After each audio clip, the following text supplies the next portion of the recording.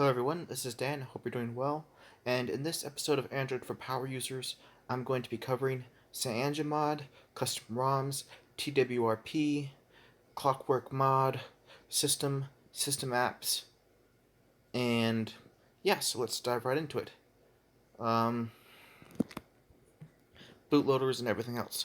Okay, so let's think of our Android device in three different pieces here.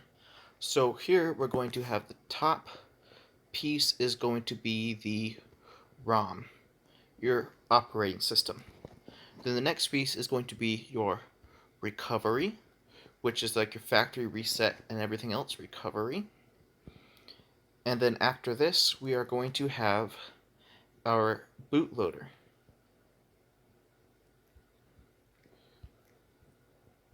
Loader. Okay. So we have our ROM, our recovery, and our bootloader.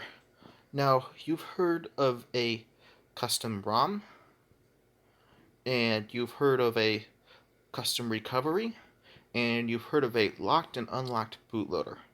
Okay, so now there's going to be root. Okay, so when you first get an Android device, your bootloader is probably locked. You have a stock recovery, and you have a stock ROM. Now the process of going through this is on most carrier devices such as Verizon and AT&T. This is what it's going to be. The first thing you're going to want to do is try to attain root. So there's a lot of different ways to do this. The most common way for phones is to use king root. Now this only works, I would say, on about 30% of the phones I've tried, but it's just the hit the hammer on the head all use king root. And that is an application you can download. It's not the greatest, but it gives you root access on a lot of phones. And if after king root, then you go to XDA, or you can do this first, and search up your specific device and see if they have a rooting method for it. So when I got my S3 in 2014, the root method was to use talroot. When I got my Note 3 in 2015, it was talroot if you got the KitKat version, but if you had taken a carrier OTA update to Android Lollipop, then talroot did not work anymore, and there was no root options for about a year. So for about a year, that phone was unrootable on Lollipop. So none of these other actions could be completed because the phone wasn't rooted.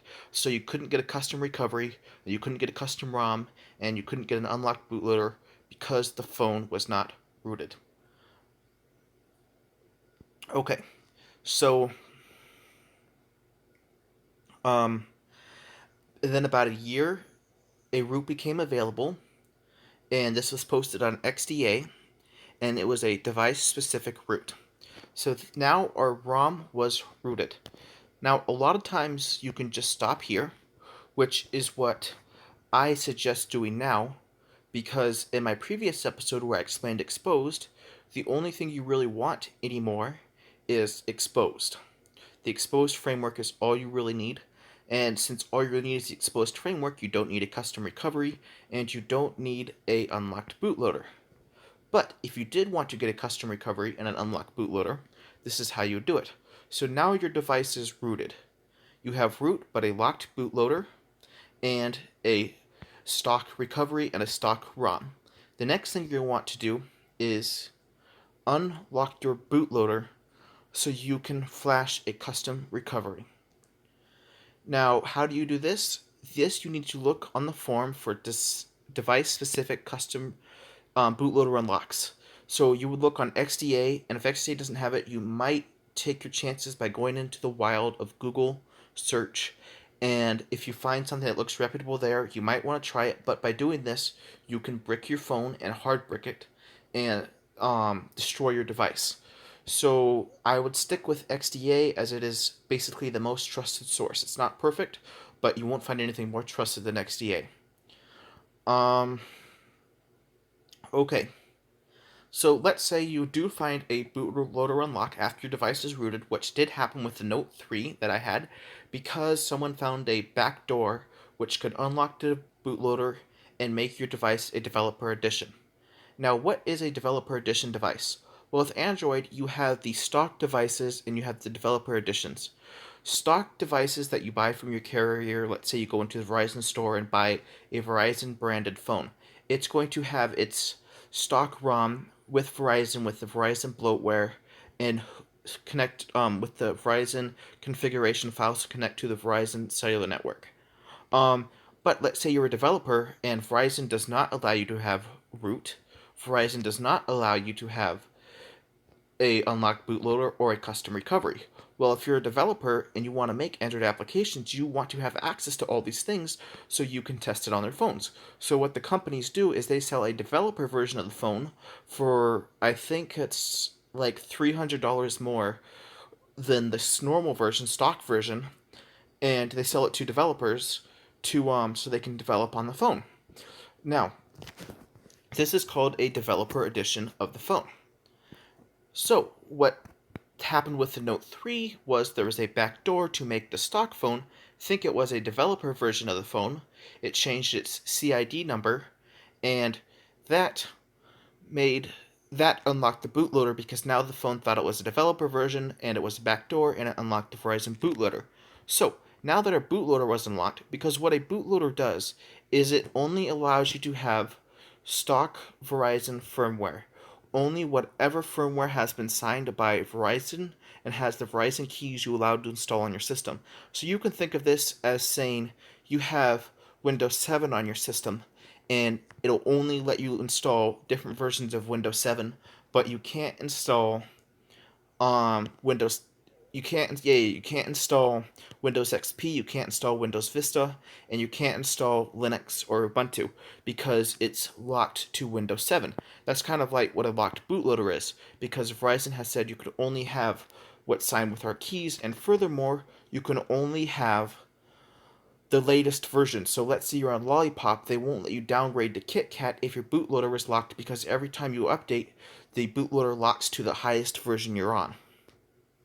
So you can't downgrade with a locked bootloader. Okay, so that's what a bootloader is. So now you unlock the bootloader. Now you can put custom ROMs and custom recoveries so you can install, let's say, Windows XP or Ubuntu using the Windows 7 example. Here, for XP example, or Ubuntu, we're going to be using a custom ROM and a custom recovery. And I'm going to go ahead and show you what that looks like on my Note 3 here. Let me pull up my camera. Okay, let me switch it over here. And here is my Note 3. Let me open it up. Let me make sure there's nothing on the window here. Okay, cool beans. Alright. So here we have my Note 3 with a custom ROM. If I go down to settings, okay, if I go over to settings here, and I go down to about phone, and then I go to, here you go, build number. You can see here that this says Jasmine ROM 6.1. So this is a custom ROM that is deodexed, which I'll cover later. It's not that important. It just means it allows me to have the exposed framework on this Samsung device. But that's not really important. But it's just that this is a custom ROM here. Okay, so now normally if we had a locked bootloader, we couldn't install this. So here, let's go check out what a recovery, and when you hear custom recovery, what that is. So let's go ahead and go to our reboot menu here. Quick Boot Plus. This is actually not on the Play Store, but you can use any reboot menu. They just got pulled for some reason. Okay, so now here we have our reboot options. So we have different partitions here. So we can reboot, we can go into our recovery, which we'll be doing. We can go into our bootloader, which will just send you straight back to a normal boot process, and a hot boot. What a hot boot is when a device turns on, it has to do a post check where it checks its hardware. Now, I'm not positive about this, but this is the way it is in Windows, so I'm assuming it's the same on Android, where if you do a reset, it does not have to check all the hardware because it already knows it's already running, so all the hardware must be good, so it doesn't have to check it every time. So a hot boot is different than a cold boot because it doesn't have to do the post check, and that's an actual term, post. So it supposedly reboots faster. It doesn't make that much of a difference. It doesn't make that much of a difference, so it's not really that important. But if you see hot boot, I think that's what they're talking about. In fact, I'm almost positive. I've just looked online and there's no really direct answer. Okay, so now let's go ahead and go to recovery and check this out here. So here I have the TWRP recovery here. So we're looking at this as our device is still stock ROM that's rooted and has an unlocked bootloader. This is the point we're at now. So let me go ahead. All right, perfect. So here we have our Team Win Recovery Project, TWRP. Okay, now here after you install this, so how do you install TWRP?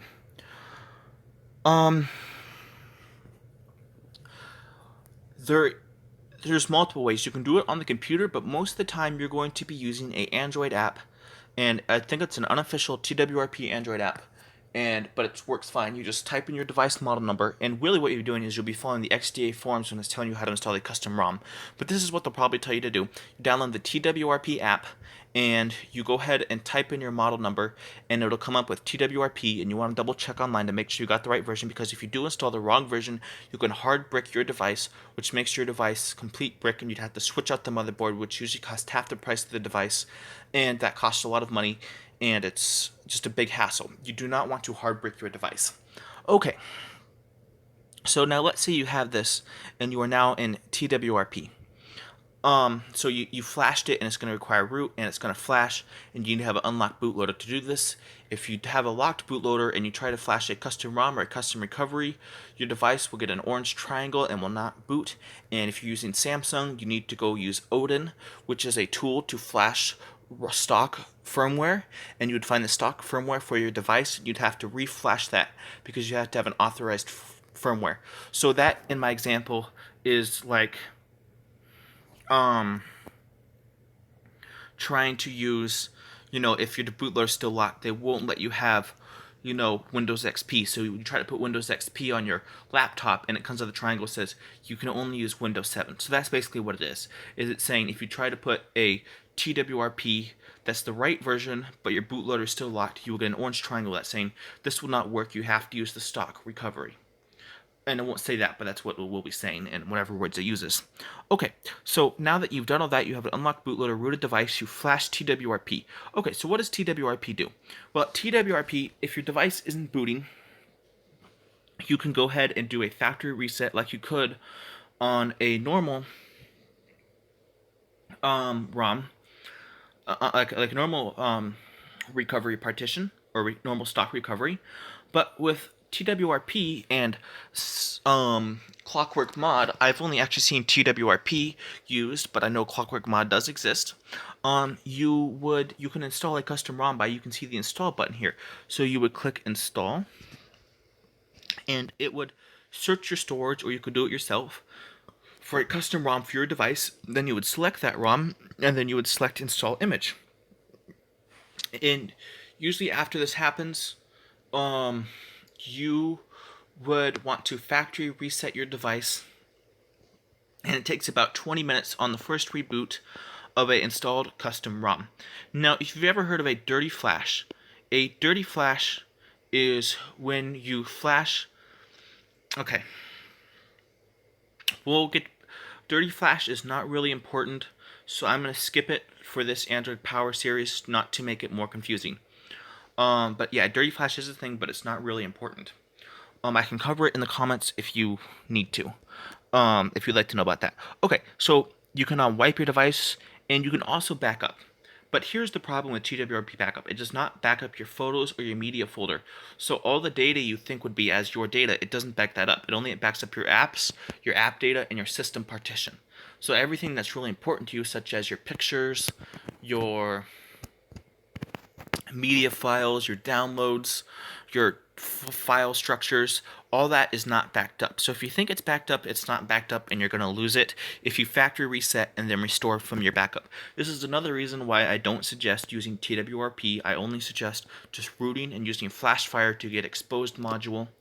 exposed, and you can use BitTorrent Sync to back up all your files on the fly as they are created. It's amazing. I much prefer it to this TWRP. Okay, so this is part of what TWRP can do. Um, you can also, which is kind of nice, is you have a remote file manager. So you could go in and delete files straight from your recovery if your device isn't booting, or for any reason you wanted to, you could plug in a USB OTG, copy files straight from the recovery over to that USB OTG drive. Now, a way to think about this, remember I showed you the 3 panels? So I showed you have your ROM, then you have your TWRP, you have your recovery, and you have your bootloader. Well, you can think of your recovery, which is TWRP, and your ROM, which is either stock or custom, as 2 different operating systems.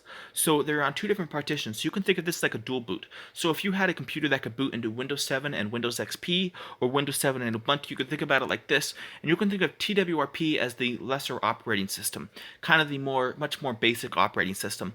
That can still has functions, but the one you actually want to use would be your main operating system, which is your ROM. But you can think of these as 2 separate entities on 2 different partitions. Okay, so let's say now that you've found a custom ROM that you want to flash on XDA and you've downloaded it, you've put it on your microSD card or your OTG, and you've gone to install and you've installed it, and you've done the 20 minutes to reboot, you now have a custom ROM. So this is what people are talking about when they say they have a custom ROM on their device.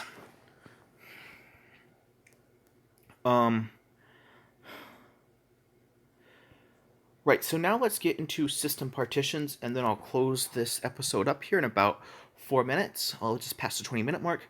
So you have 2 different partitions. You have the system partition, which is not accessible. Okay, well, you have more than 2. You have about 20 partitions, but the only 2 that really matter here are going to be system and user. And I'm extracting these. It's actually more to it than that. But this is all you really need to think about. User and system. Okay. So everything that's on the user partition, you can access as a standard user without root. Everything that's on the system partition requires root to access. Now, an interesting thing about the system partition is you can install an app on the system partition, and when you factory reset your device, that app is still there, because anything that's on the system partition is saved from factory reset. So if you had root, you could move some of your data to the system partition, and if your device was factory reset, you could still, that data would still be there, while the user partition would be wiped clean and that data would be gone. Okay, so now this brings up an interesting question. If data is still there on a factory reset of a system, you can have a remote access tool that still has access even after the device has been factory reset, i.e. Cerberus. That's what the Cerberus anti-theft app does on the Play Store. It becomes a system app, and then it copies its configuration folder into another part of the system, and when the device is factory reset through some code, it makes sure it runs, and you still have access to the device even after a factory reset. And there is a free app for this, and it is called, I think, Lost Android or something, which gives you location access after your device is factory reset. So if your device is stolen, you can still have access to it, and that is because it is in the system partition. So if a thief steals it, it survives factory reset.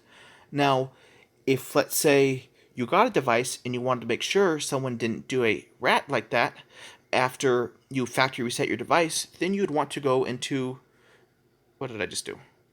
You would want to go,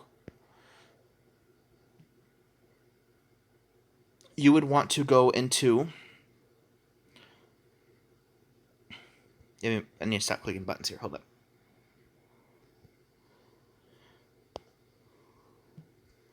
You would go into your OS monitor application that I've showed you in the first episode of Android Talk and see what applications are running, and if anything looks suspicious, you want to check it out and maybe disable it. But this is a really hard thing to do because a lot of apps just need to be there to work even if they look like bloat, and there's a good chance this isn't going to happen, but that's just a way to think about that there is a difference between the system and the user partition. So a user partition, you don't need root to access everything that's on it. A system partition, you do need root.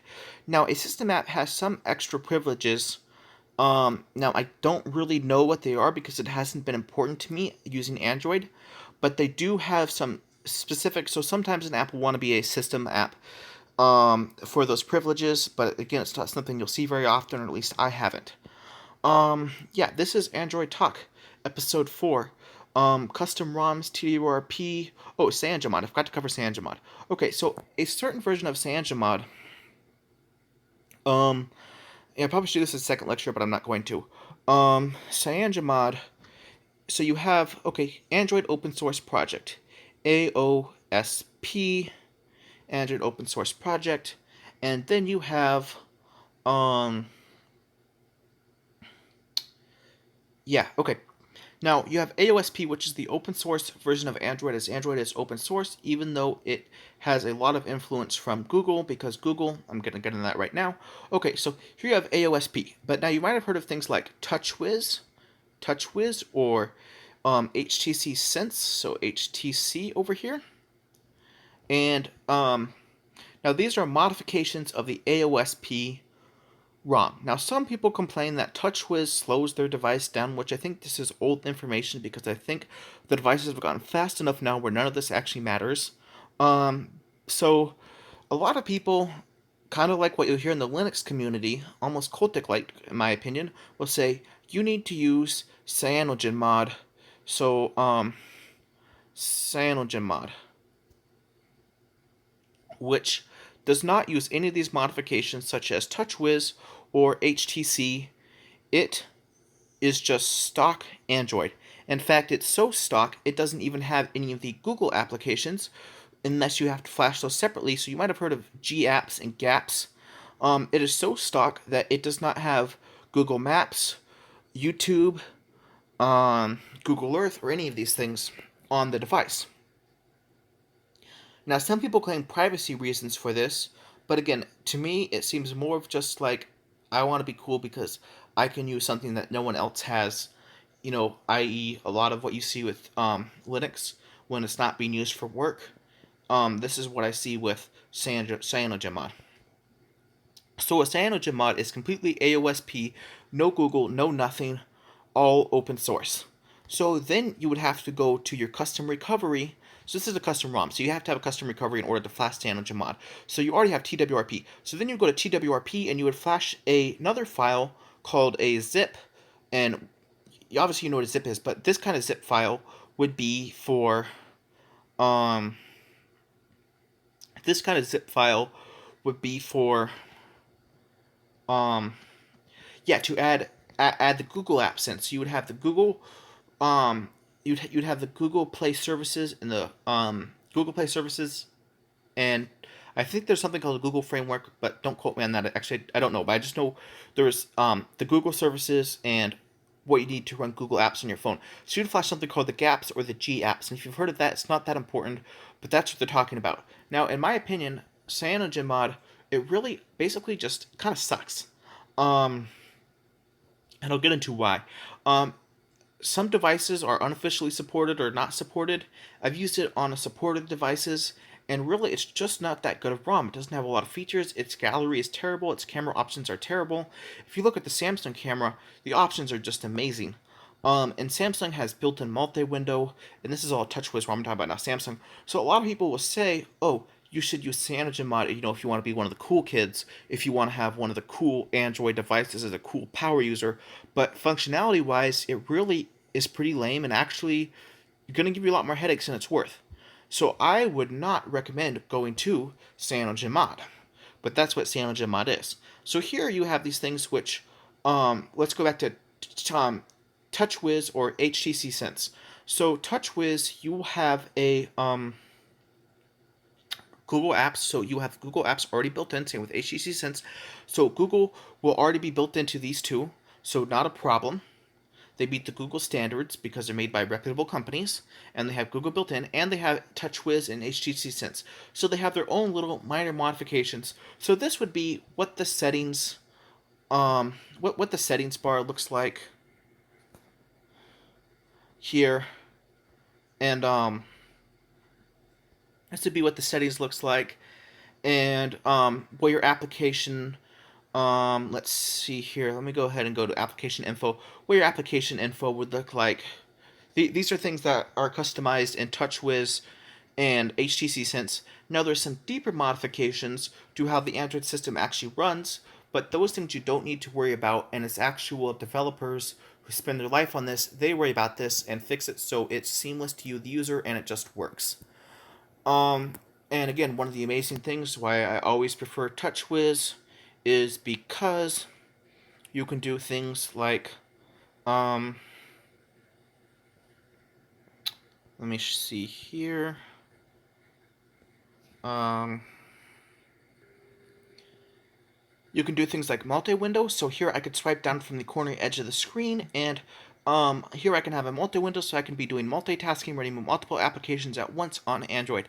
Now, Android Nougat, which is going to try to add a feature like this in, but you can see Samsung was first, as Samsung is with a lot of things, and I'm not trying to be a fanboy here, it's just for a power user. I have found Samsung to be my favorite device. Um, Yes. So Samsung TouchWiz ROM, I actually very much do like it. So you hear people ragging on TouchWiz ROM. I think that's old, but I would stand up for TouchWiz. I really like TouchWiz, and you can see here, if anyone starts ragging on TouchWiz, just show them your multi-window, and just the kind of won't be able to say anything after that because it's just so awesome. You can run multiple windows.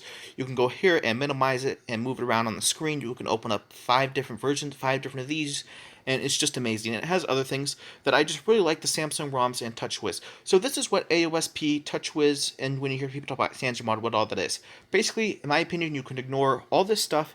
All you need is root, Flashfire, and exposed framework to be a Android power user. So that is the end of this tutorial. If you have any questions, go ahead and leave a comment below and I'll respond. I hope this helps. Thanks for watching.